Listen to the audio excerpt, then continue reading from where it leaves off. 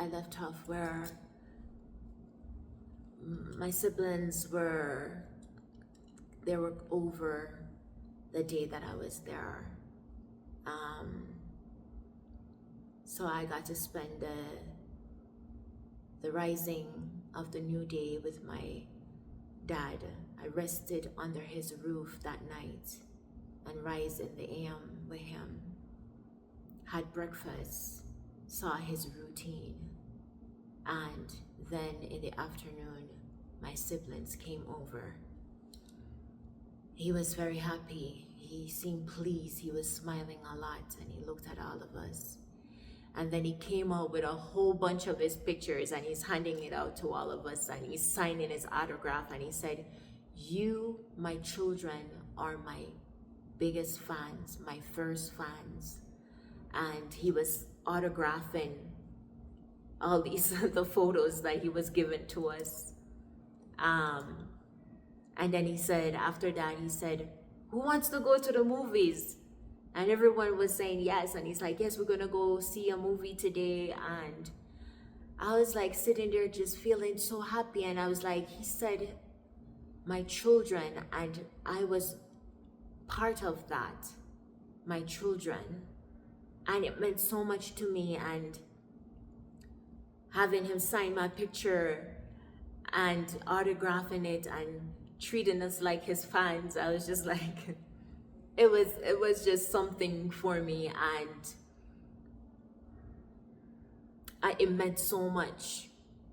He was driving a BMW at that time, real nice car. And all of us was piled in the back, and my brother was in the front.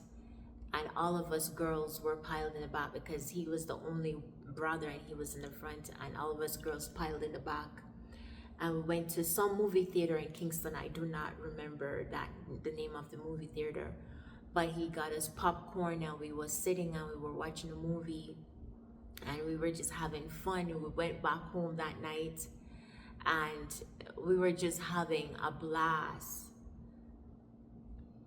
I will never forget that moment. I cherish that moment with all my heart, because that was a day I had gotten to really spend, and it was a dream come true for me.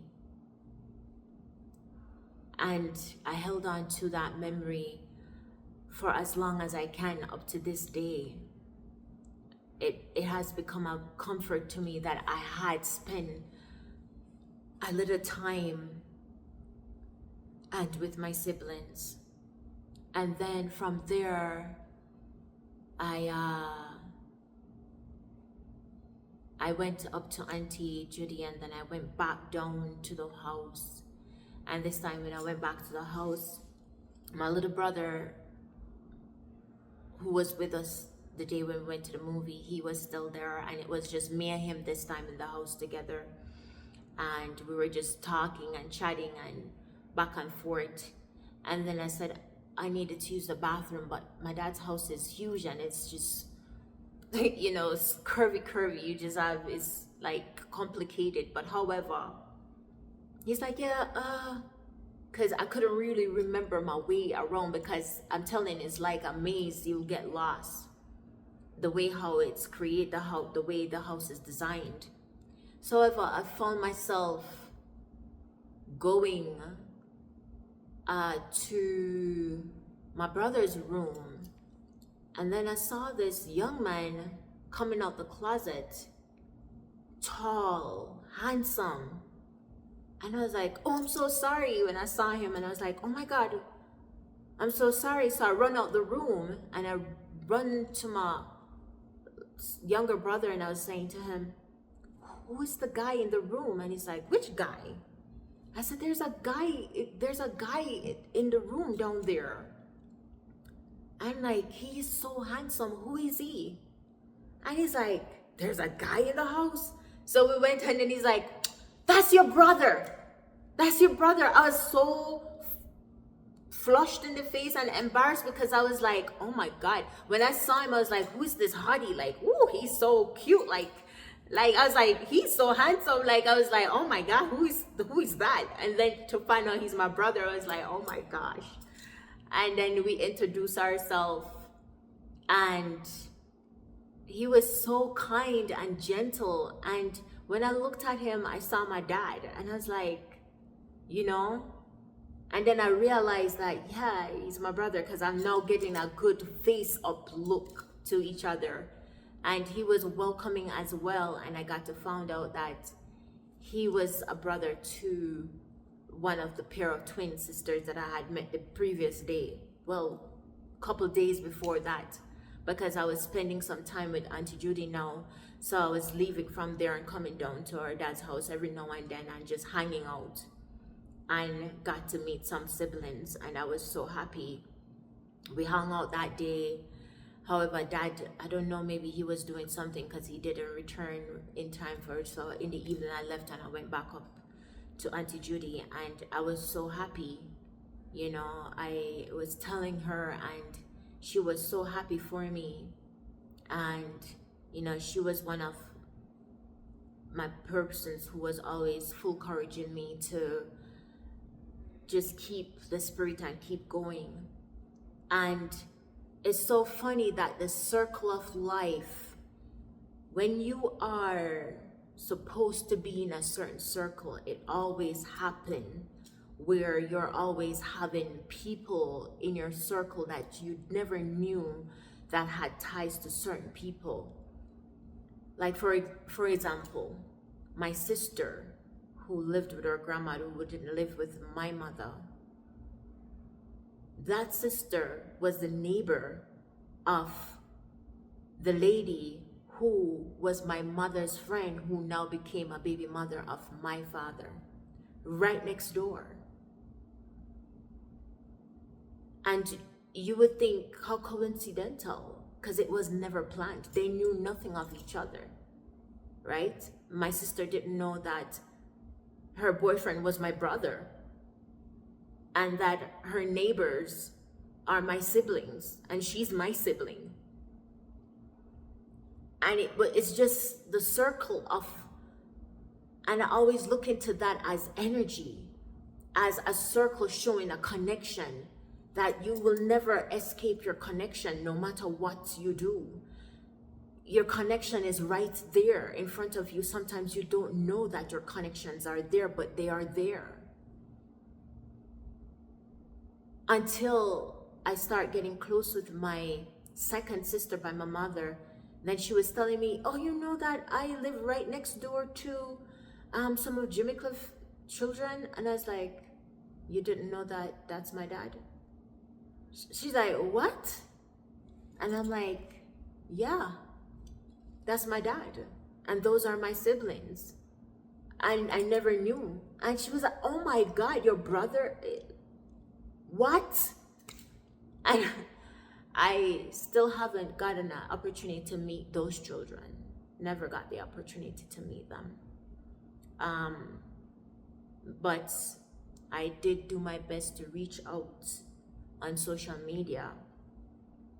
And the sister whose name is closer to mine, she hasn't really been as open, but she has given room for greetings, and I appreciate of that. Give thanks.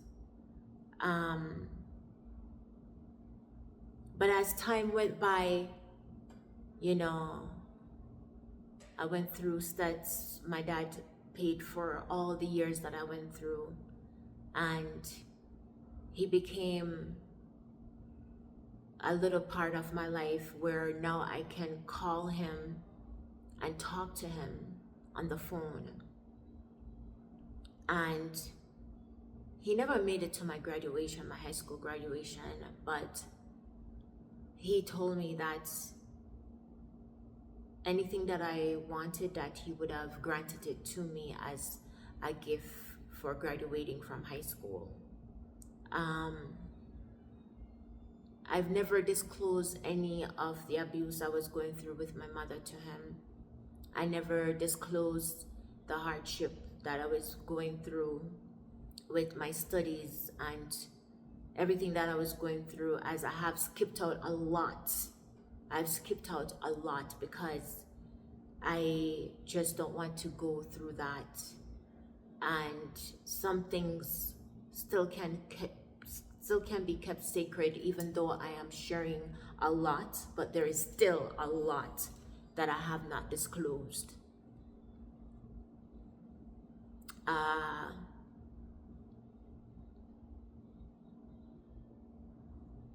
However,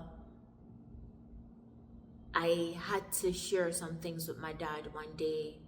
I was 19 years old, and I said to him, you said that if I needed anything, I should come to you and ask you. You would be of any assistance that I need. I said to him, I do need your assistance. I said, I've graduated from high school and my mom is choosing for me not to go to college. She said I have to stay in her house until I'm 21, and I'm not going to leave until I'm 21. And I don't agree with that. I would like to go abroad. I said, I have family abroad who is willing to take me. I just need to get my passport and my visa to go to America. I said, this is something I'm asking your help. He said, when do you want to leave? Tomorrow? And I was like, what? And I didn't know it would be that quick. He's like, when do you want to leave? I said, well, as soon. He said, just tell me when. I said, okay, let me call my family member and see how soon I can come up. I call them and they're telling me, sure, whenever. If you want to come this weekend, whenever. Whenever you want to come, Kedisha, you are welcome to come. So I was like, okay. So I said, as soon as possible. He said, okay, come up. I'll send you some money to come up. So at the time when I graduated, and this is going to be for part 23. So when I had graduated from high school, there was this entertainer who I met at my graduation. He's a dub poet. I will not put his name here. But he has pursued me, and by this time, we have gotten close in acquaintance. I still haven't had nothing intimate. We just were really now close with each other, that I had called him and I said, hey, is it possible you could come get me and take me up to my dad? And he said yes. So that's who I had made take me up to see my dad that day. Chapter 23.